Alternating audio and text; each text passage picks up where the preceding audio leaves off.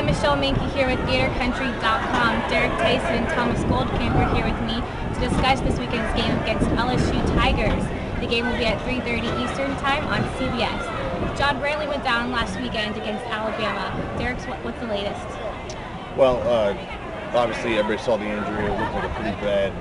Couldn't tell if it was a knee or an ankle injury. He was seen this week with a boot on, up to his knee. So it looks like it's maybe a high ankle sprain or something like that. So it looks like it'll be a week-to-week basis. From all indications, it'll probably be a multi-week thing. But Muschamp said earlier this week that he'll update us on every Monday. So Thomas has a little bit more on the whole quarterback situation, and he can tell a little bit more about what he's seeing and hearing. Right. Well, Coach Will Muschamp told us on Monday that Jeff Driscoll is likely to be the starter. But from what we've heard from players, it seems a little bit less like that's the case and more like it's an open QB competition right now. The guy to watch out for really is Jacoby Brissett, who is also a true freshman. Now, coming into the year, Florida obviously wanted to redshirt him, having played Jeff Driscoll as the backup. But now that Brantley's out, Florida's just trying to win games. And so if Jacoby Brissett's the guy that'll win them games, they'll be able to play him this week. Now we'll talk about when the Gators get the ball on the offense. Derek, what do you expect to see? Well, playing young quarterbacks like that, you're going to have to keep the game plan simple, and by that, establish the run. You have your running backs, Jeff Demps and Chris Rainey, and those guys are going to have to get involved. Alabama was able to shut them down, and LSU obviously has a very talented defense, so they're going to have to establish the run somehow. Whether it's on the inside or on the outside, they're going to have to get something going. And then in the passing game, they're going to have to hit some short routes, whether it's to the tight ends, the fullbacks, the running backs, and even some shots down the field. But they're going to have to do something to get LSU not to crowd the box. Because I expect LSU to bring 8 or 9 guys in the box and try to force the young quarterbacks into some mistakes. How does we think? I think that's absolutely right. I think Alabama had so much success last week, sending 8 guys into the box and playing 3 in coverage, that's something LSU is going to try to do again, especially with John Brantley being out, where Florida, doesn't have a QB that's proven he can throw the ball. So the real key for the Gators is going to be, can they take the offensive line and attack an LSU defensive line that's not quite as big as Alabama's, but is faster? Can they create some gaps for Chris Rainey and Jeff Demps, and can they get a running game going? And then if they can hit a couple short passes here and there with the new quarterback, that offense will have a chance to get in rhythm, and that's something that they're going to need to be able to do to score points on LSU. Now we'll take a look at LSU's offense and the Gators' defense. Thomas? Well, Michelle, LSU's getting Jordan Jefferson back this week at the quarterback position, and he's going to bring an element to the game that's going to make it a little difficult for the Florida defense, because he's a guy that can come in and play quarterback and provide more of a running threat than Jarrett Lee can.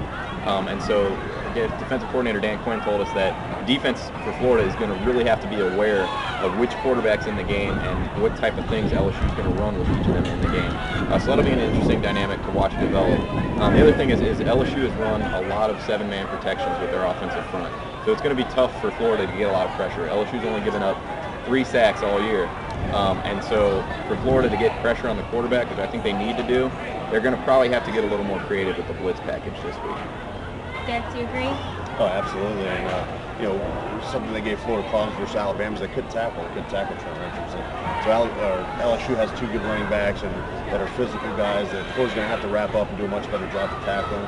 And that's something I'm sure the coaches have placed an emphasis on, and I feel like they'll be better in that area this week. The other thing is for Florida, the receivers. They have 2 really good receivers. They have Ruben Randall, who's more of a downfield threat. He averages about 16 yards per catch. So the secondary is going to have to come up and be able to make some plays this Saturday. And then there's Odell Beckham, one of the most electrifying true freshmen in the country right now. And they like to get him the ball in space, do some shorter throws, and then see what he can do with the ball after the catch. So Florida's going to have to, like I said, tackle well, and then the young secondary is going to have to play a big game on Saturday. Due to John Brantley's injury last Saturday, Florida will have a young quarterback. Derek, who do you think the young players will need to step up this Saturday? Well, I think the offensive line is going to have to step up, and they didn't play very well against Alabama. They gave up 3 sacks, and Florida essentially had no running game. So for Florida to have any kind of chance, they're going to have to get a running game established, and then they're going to have to give the quarterback time. When Charlie Weiss decides to throw the ball with one of the young quarterbacks, they're going to have time to throw it. So I think the offensive line is going to be probably the biggest key to the game for Florida. Thomas, who do you think the key players are going to be this Saturday? Well, I think the key player on offense for Florida, to me, is going to be Chris Rainey. Rainey was really limited last week against Alabama. They were just too fast for him, getting out into the flats, and LSU is going to be just as fast. Florida's going to have to get creative. You imagine that Charlie Weiss will probably come up with something to get Rainey isolated in space, especially knowing that there's a new quarterback and they have to develop some kind of running game to have any sort of chance in Baton Rouge. So Chris Rainey's the guy I really look at on offense. Defensively, I'm looking at linebacker John Bostic. Really had a rough game against Alabama. I think he only had 3 tackles, lost his cool on one play and threw a blow to an Alabama player, and nearly got ejected from the game. Just not the type of performance you're used to seeing from him. So it'll be interesting to see how he responds against an LSU offense that is really balanced and can attack on the ground. So I'll be looking at him. Yeah, defensively, I think Sharif Floyd's the guy that's going to have to step up. You know, he didn't make many plays in the Alabama game, and you know he's worked primarily at defensive end. He's worked some on the inside over the past few weeks, but he's worked primarily at defensive end, or at least Dan Quinn said that tonight in his press conference. So I think he's the guy that's going to have to step up. He's going to have to make some plays, and when LSU passes the ball and in the run game, they're going to have to tackle and wrap up, and I think he'll be a key guy in the defensive line. Now we'll talk about the predictions for the game. Thomas, what do you expect?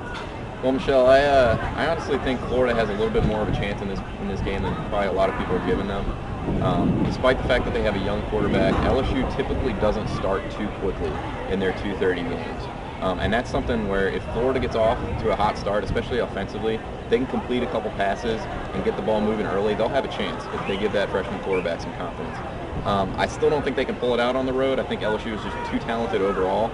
But I do expect Florida to hang in this a little bit more than people think, and I'd probably go with the score prediction of 30-19 LSU. Derek? Well, for me, I think Florida's defense is going to have something to prove after what happened against Alabama. So I think they will keep it a low-scoring game. Will Florida be able to move the ball? That's going to be the key. If the young quarterbacks can't produce, it could be a long day for Florida. But I think it's going to be somewhere in the ballpark of 17-10 LSU.